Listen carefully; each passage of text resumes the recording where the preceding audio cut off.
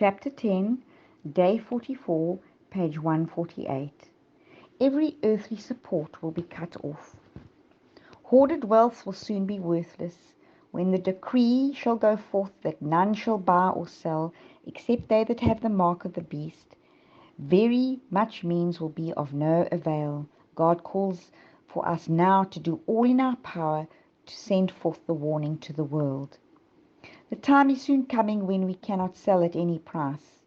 The decree will soon go forth prohibiting men to buy or sell of any man save him that hath the mark of the beast.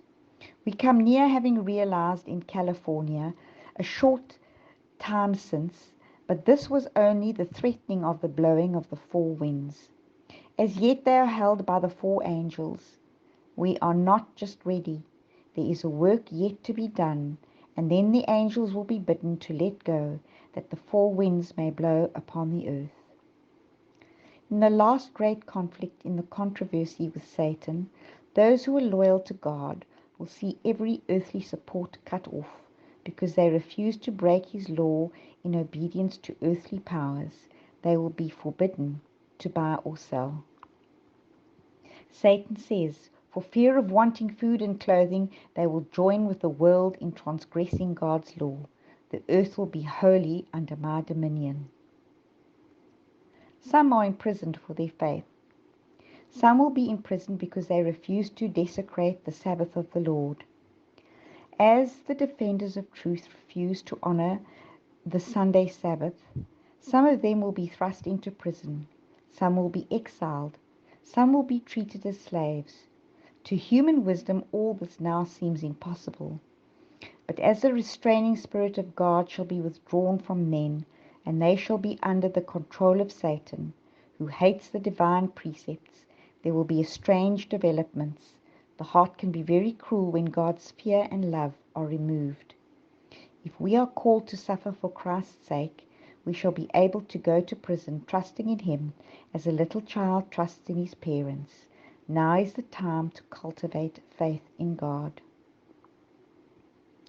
Many will be put to death. The best thing for us is to come into close connection with God, and if he would have us be martyrs for the truth's sake, it may be the means of bringing many more people into the truth. Many will be imprisoned, many will flee for their lives from the cities and towns, and many will be martyrs for Christ's sake in standing in defense of truth. There is a prospect before us of continued struggle at the risk of imprisonment, loss of property, and even life itself, to defend the law of God. Men will be required to render obedience to human edicts in violation of the divine law. Those who are true to God will be menaced, denounced, proscribed. They will be betrayed both by parents and brethren and kinsfolk and friends, even unto death. We are not to have the courage and fortitude of masters of old until brought into the position that they were in. Should there be a return of persecution, there would be grace given to arouse every energy of the soul to show true heroism. The disciples were not endowed with courage and fortitude of the martyrs until such grace was needed. How to stand firm under persecution. We shall find that it must let loose of all hands except the hands of Jesus Christ. Friends will prove treacherous and will betray us. Relatives deceived by the enemy will think they are doing God a service in opposing us and putting forth the utmost efforts to bring us into hard places, hoping we will deny our faith. But we must trust our hand in the hand of Christ amid darkness and peril. The only way in which men will be able to stand firm in the conflict is to be rooted and grounded in Christ.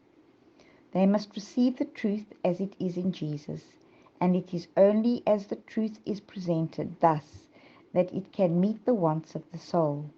The preaching of Christ crucified, Christ our righteousness, is what satisfies the soul hunger. When we secure the interest of people in the great central truth, faith and hope and courage come to the heart. Many, because of their faith, will be cut off from house and heritage here. But if they will give their hearts to Christ, receiving the message of his grace, and resting upon their substitute and surety, even the Son of God, they may still be filled with joy.